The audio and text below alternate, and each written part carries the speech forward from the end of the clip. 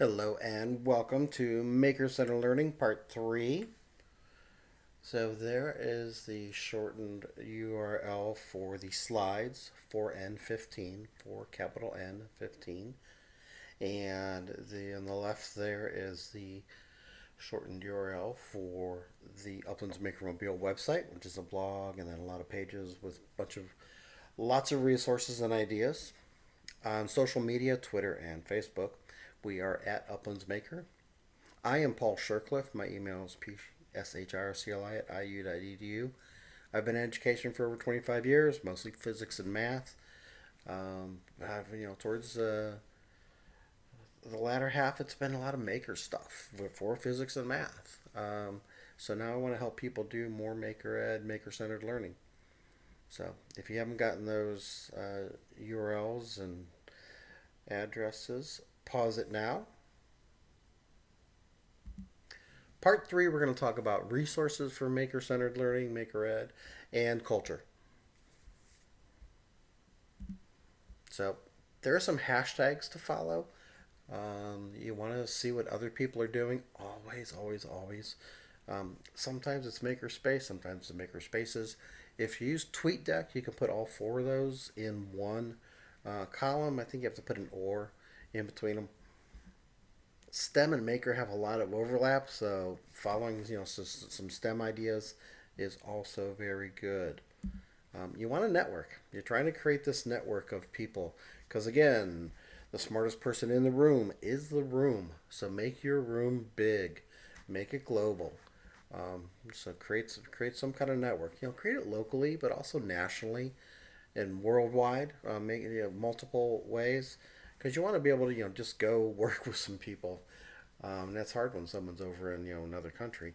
But if they're just in another school or one town over, let's create a network. We're better together. Some places to follow for resources: MakerEd, obviously. Autodesk Instructables. Instructables has a lot of nice how-tos on making things. Make Magazine, get a subscription to that. Follow some of the projects. There's pretty involved ones there, but it's the ideas you get from it. You don't have to do their full-blown things. And Maker Camp, a nice thing about like a summer camp, but it's a maker kind of thing. Lots of good project ideas in there that you can integrate into your curriculum. Rob Ives has a lot of nice things, animations, automata, Brown Dog Gadgets, a lot of neat resources, products I sell, but also tutorials and instructions and project ideas. Engineering with Paper and Fugal Fund, good websites to follow to look for to things. And Stu Lowe, Rob Morrow, HL Modtech, 3D printing, coding and robotics, laser cutting. They've got lots of ideas there. You're trying to create a maker mindset. That's a really important, big thing. Creating this mindset. And here's what happens. John Spencer put this together about when you help a kid create a maker mindset. What kind of monster have you created, kind of thing. They become explorers. They're different. We need to help them revel in their differences, but also their similarities. But too often we kind of squash their differences. Let's help them find those differences, right? They're engaged in the learning. I think, man, if you can just get them more engaged, if Maker just gets them more engaged, that's great. But it also does so much more than just getting them engaged. Creative risk takers, creative economy, divergent speed. So all these things. It's really important, I think. Now, a few years ago, we had to get online for a lot of things. So I found like about 80 websites that are all browser-based tools where kids can create and design for a variety of things: coding, drawing, avatars, music, gears, 3D, virtual robotic environment. Just a variety of things. So there's a shortened URL for it. The N is capital, the P is lowercase. So give a check at that. If you found out other ones, let me know. I can add to it. So I kind of call it. It's kind of like the virtual makerspace. but I want it to be browser based, so Chromebooks. Now, storage is the number one issue for all maker spaces. So you got to come up with an idea and come up with a plan and realize you're going to revise the plan. You never have enough space to store the materials and store the projects because it's like limitless materials you could have. But find a variety of ways that work for you. Not there's no one storage solution that works for everybody. You got to find what's best for your situation. And even I like that neat thing. Yes, up in the top left, it's gardening, but that could easily be adapted to um, not just gardening, right? It could easily be adapted to crafting. Um, Bottom left, yeah, you need a lot of little plastic totes, different sizes, different styles to put stuff in, because you don't want like 10 different kind of things in a big bin. Hard to get to. Mobile, very important. I think mobile is really important. Mobile's got to be a big, good part of your solution. Do you want to be able to get things around in parts of the classroom, or just shift things around, or get them to another place? Uh, I think that's good. So you got a bunch of different craft carts or AV carts. Someone made this one on the top right. Not neat thing they did on that was put whiteboards on it too for plotting and planning. The bottom right is showing you got to label your stuff. They did a variety of 3D printing and kind of things. Notice the button there is because it's for buttons. So having pictures and words is important. And this is a neat place you could get some multi languages in there. Like have the word for servos in other languages there also. I mean, it's a neat way to do that, right? Um, like I said, mobile storage racks, like on the left. Find those kinds in the middle. Find those kinds of things on Amazon. $100 ish kind of thing. On the right, I hadn't thought about this about a year ago, and someone said, "Yeah, we go to a kitchen supply store and get these bakery racks, and then we use Coroplast for the shelves." And I said, "What? That is awesome!" Because there you can put your shelves at whatever height the projects need. Whereas the shelves on the left, they're stuck. So if you got a 1 inch tall project, you got to waste a lot of space there. The one in the middle, sometimes they buy those bins to go in, and there's all sorts of size bins to go in the racks. But yeah, I like that kitchen supply store kind of thing. Again, the $120 kind of thing. Some people actually buy the kitchen trays to go there because they want more solid for a kid to carry their in progress thing. Whereas Coroplast can be kind of flimsy. But the kid's project has to go on a tray and has to go on a shelf, and then they can carry that tray to their back and forth to their workspace. Like I said, on the left, you're going to need a lot of plastic totes. So I think Menards, Lowe's, Home Depot kind of stuff, different sizes. The one on the top is like a 6 liter, 6 quart, kind of like shoebox size. The one on the bottom is taller, kind of I think like 20ish. Mobile's important, bottom right. Mobile cabinet with shelves. That's nice to get tools in also. Like stick a couple of crickets in there. The crickets can then come out on top. Take one of the shelves out. You can put a 3D printer in there. 3D printer can come out on top. So you can get that around the classrooms. Top right, I only find these at Home Depot. It's a Husky tool thing. It fits in my trunk. It fits in my back seat, and I can take like the box on the top left. I can take like 10 or 11 of those in that Husky thing. Neat for going to another building, going to a school, going to a workshop. And they have a taller one, but I think it just gets too bulky. I mean, that's kind of bulky already because like it fits in the trunk. Like I would say that it takes up the whole trunk kind of thing. But different things to work at. Don't forget, we're talking a lot of craft stuff and storage like craft ideas. Michaels and Joann Fabrics have tons of craft storage things. So does Dollar Tree. Um, Shop those places for these things too, right? We got to find places to store stuff, and it takes a variety of things. Now, if you are, I put that left that URL out there. That URL will go. I got another one coming up.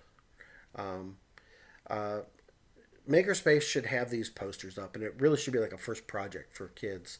How to connect paper, different paper techniques, different cardboard attachment techniques. They should do this as a project and then utilize these things. So you want to make sure you have those. Now, working with cardboard, here we go. You need a bunch of cardboard tools. Cardboard's our best material.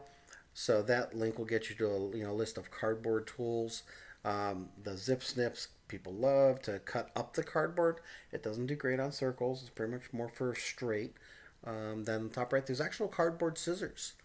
And don't forget that you're going to need some cutting mats for your tools and some canary knives and a whole variety of things. So there's a list of tools, accessories you might want there. 4N1Q. Now, tools and materials, there is an infinite list. Dirt is a material. Think back to painting in the ancient times and how did they, color paint? Well, it was fruits or minerals or whatever. So I mean, dirt is a material, kind of thing. But so tools materials are infinite. So, but we made a list of getting started, kind of thing. Zero, no cost, low budget breaker kind of thing. JC Maslick started it. We kind of added it and just kind of put it together. But everything can be a material. Nobody can have all of the tools and materials. What would be neat, like if in one classroom you knew you had like this half a dozen materials, and then the classroom next door had, some overlap, but had some differences, kind of thing. So you could like get it throughout, and kids could know that. You see the variety of stuff to make with, right? Hot glue guns, scissors, colored pencils, markers, pom poms, buttons, no glitter, coffee stirrers, just things, stuff, cardboard, rubber bands, things, and tools. I mean, infinite tools. You don't have to have these to be a makerspace. They're nice when you can get to them. 3D printers, I hate and I love. I hate how much time they take, but I love the idea because I just saw an article. They 3D printed a stainless steel bridge in a country. China wants to 3D print a new hydropower dam solely with robots. So kids need to see it. Kids need to be part of the design ideas. We're going to be 3D printing more and more houses. They've already done some. Laser cutting. I think one of the first digital tools to jump into is the Cricut or Cameo, the vinyl cutters. But they also cut paper. They also cut cereal box cardboard. They also cut some thicker stuff, depending on which version you get. And then, of course, laser cutters would be nice. So, like, go Cricut, go 3D printer, maybe big vinyl printer, and laser. Laser's like kind of the vinyl printer and the laser printer tend to be the more expensive, but you can do a lot with the laser. So if you can get there, get there. But start digital, because the idea of digital is now measurements are exact, and they matter. If you're just cutting cardboard out with scissors, yeah, it's kind of okay. But if you're cutting stuff out with a laser or with a Cricut, the measurements matter, and they're important. There are tons of books out there to get. Get some books, put them in the room. Books for students, like storybooks that are about making, or we could do some making with. There's project books, get ideas, and then there's teacher books about learning about maker-centered learning. So 4N1T. Invent to Learn and Maker-Centered Learning are the two top teacher books about learning about this idea. I would definitely say get those. And there are others, but those are top two to read. Free to Make is by Dale Doherty, who was kind of the start of all the maker thing when he started Make Magazine. So get that as a background kind of thing. And then Mitchell Resnick's Lifelong Kindergarten. Yeah, we should be doing kindergarten ideas lifelong. Projects, Passion, Pairs, and Play rolls right into maker-centered learning things. If you need shorter books, maybe to leave around for staff to get and just kind of thumb through, Laura Fleming, who is an educator out of New Jersey, and Nicholas Provenzano, who's an educator out of Michigan, have some shorter books for people to just get a tasting of it. And there's some others too. Project books, tons of them out there, right? Makerspace projects, Maker Camp, out of the box. How do you use the box for different things? Get some project books, have them laying around for people to check out, and then the kids book kind of thing. You can use these for like a read aloud, and then we're going to make something from it, or just books for kids to use, to read, to take home, like a book library. There's tons and tons and tons of those, right? The boy who harnesses wind, true story kind of thing, where a kid made something. So have books. Books are important. I think every book has a maker project, and every maker project has a book. Again, we're trying to create this mindset, but you're really not going to create a mindset easily if the culture isn't going to allow you. So you also got to work on the culture. So it can't just be one classroom kind of thing. That makes it hard. You got to get it out. It can't just be one space. As Peter Drucker said, culture eats strategy for breakfast every day. You try and try as you want, but if the culture is knocking you down, we got to work on culture. So ways to work on culture. You want to showcase curiosity and creativity throughout the school, not just in one classroom, not just in one space. One school took their trophy case, took the trophies out, and put in a laptop that had been taken apart, and said, put this together. So kids got fiddle with it. I had magnet tiles on my classroom door for kids to just build with. Now magnet tiles tend to disappear from your door. That's the nature of the beast, right? But allowing kids to get some creativity and curiosity going. Pool noodles are a great material. This school put up this for a pool noodle. Oh no, this is a children's museum. Pool noodle wall, kind of like a light bright.